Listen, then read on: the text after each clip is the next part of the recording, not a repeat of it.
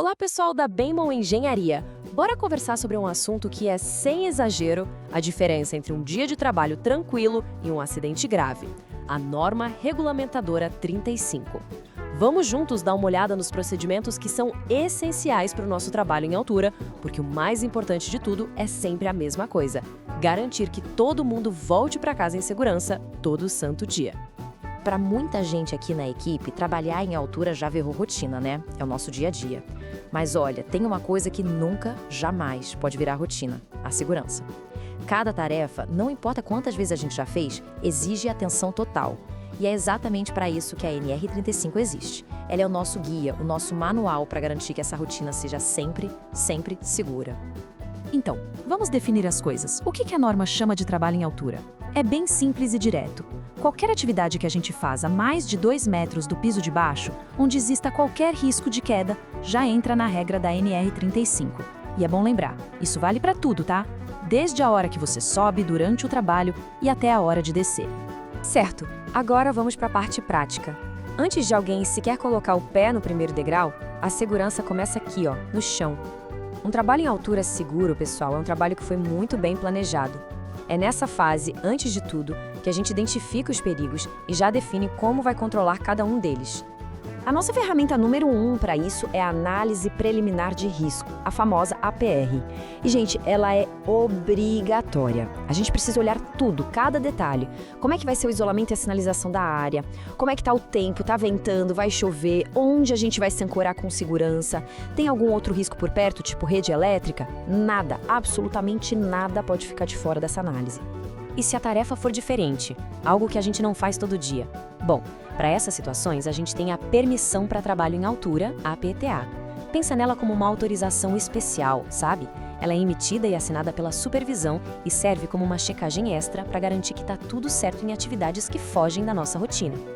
Agora, vamos falar do que protege cada um de nós bem de pertinho: o equipamento de proteção individual. O EPI é literalmente o seu sistema de segurança pessoal.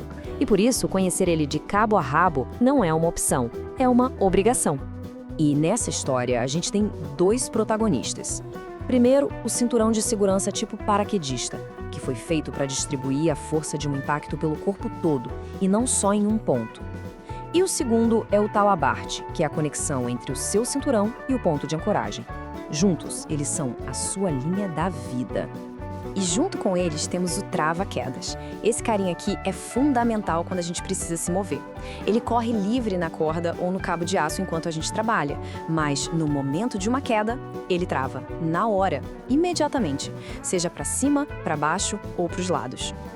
Agora uma pergunta que todo mundo que trabalha em altura tem que saber responder na ponta da língua. O que é exatamente o fator de queda e por que esse conceito é um dos mais importantes para a nossa segurança lá em cima? Esse slide aqui ajuda a gente a visualizar bem a ideia. O fator de queda, de forma simples, é a conta entre a altura que você cai e o tamanho do seu talabarte. Quanto maior esse fator, mais forte é o tranco no corpo.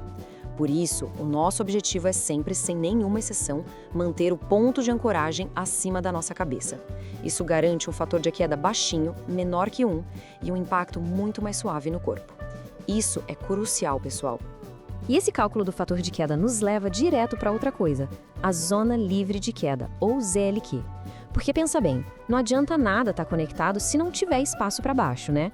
A gente precisa garantir que, se uma queda acontecer, o sistema de segurança vai ter espaço suficiente para funcionar sem que a gente bata no chão ou em algum obstáculo. Errar nesse cálculo anula toda a proteção. É como não estar usando nada. A gente pode ter o melhor equipamento do mundo, o mais caro, o mais tecnológico, mas ele não serve para nada se não for usado do jeito certo. Então vamos para o próximo passo, que é entender como os procedimentos corretos são tão importantes quanto a qualidade do seu EPI. Vestir o cinturão parece fácil, mas cada detalhezinho faz a diferença. Vamos lá, passo a passo. Primeiro, organize as fitas. Pega o cinturão pelo ponto de conexão das costas, aquele em formato de A, e deixa as fitas caírem para se ajeitar. Segundo, veste as alças nos ombros como se fosse um colete. Terceiro, conecta as fitas das pernas, uma de cada vez. Depois, a fita do peito. E por último, o ajuste final, que é o segredo.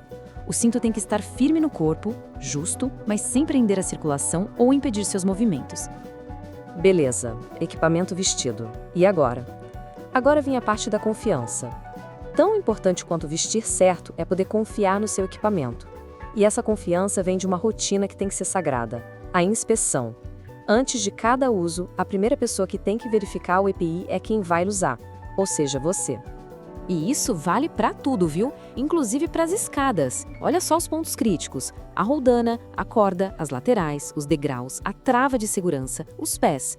Se você encontrar qualquer defeito, qualquer um, a regra é clara: a escada tem que ser tirada de uso, na hora, sem discussão. No seu cinturão e no seu talabarte, a inspeção tem que ser com os olhos e com as mãos. Passe a mão nas fitas, sinta se tem algum corte, algum desgaste, alguma queimadura, alguma costura soltando. Olhe bem cada peça de metal, fivelas, conectores, procurando ferrugem, trinco, qualquer deformação. Lembre-se, um probleminha desses já reprova o equipamento, não pode usar. E agora, uma regra de ouro, que não tem mais, não tem talvez. Se um equipamento participou de uma queda, mesmo que ele pareça perfeito, sem nenhum arranhão, ele tem que ser descartado. A força da queda pode ter criado danos internos que a gente não vê, então não tem segunda chance, é descarte e ponto final. E tudo isso que a gente conversou nos leva a um ponto principal da nossa cultura aqui. A segurança é uma responsabilidade de todo mundo. Não é só da empresa e também não é só do trabalhador. É uma parceria. Cada um tem um papel fundamental para que tudo funcione direitinho e todo mundo fique seguro. E aqui a gente vê essa parceria bem detalhada. A Bemol Engenharia é responsável por implementar a norma, dar os EPIs certos, garantir a análise de risco e treinar a equipe. E qual é o nosso papel? Cumprir os procedimentos, inspecionar nosso próprio equipamento, cuidar da nossa segurança e da segurança dos nossos colegas e, muito importante, a gente tem o direito e o dever de parar o trabalho se identificar um risco grave. Para a gente encerrar, uma mensagem final para cada um de nós aqui na Bemol Engenharia. Segurança em altura não é negociável. Não é uma escolha, é um nosso compromisso.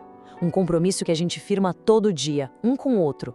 O conhecimento que a gente viu aqui hoje só vale de verdade quando a gente coloca em prática, em cada serviço, todos os dias.